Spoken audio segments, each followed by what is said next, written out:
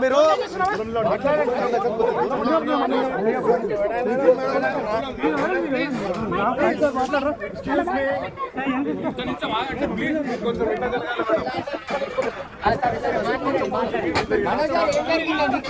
చెప్పండి పర్లేదు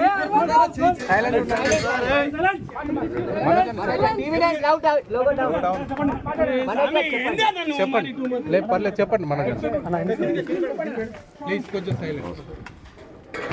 నేను ఆస్తి కోసం డబ్బు కోసమో ఈ పోరాటం చేయట్లేదు.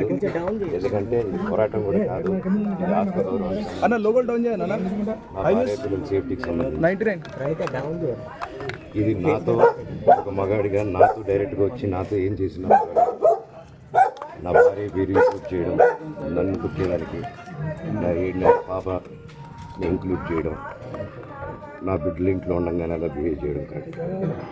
ఈరోజు పోలీస్ దగ్గరికి నేను వెళ్ళి ప్రొటెక్షన్ అడిగాను. నేను మొన్న వచ్చి అడిగినప్పుడు మీకు అన్ని ఎవిడెన్స్లు ఇస్తాను. ఎస్ఐ గారు ఇక్కడి నుంచి వచ్చి నేను ఇస్తాను సార్ ప్రొటెక్షన్ చూపించాను. కౌన్సిలర్లు అందరూ అభిప్రాయం దాంకున్నారని చూపించాను. అది కూడా చూసి ఓకే సార్ నేను ధైర్యంగా ఉండండి, మేము ఎక్కడికి వెళ్ళట్లేదని చెప్పి మాట్లాడి పారిపోయారు.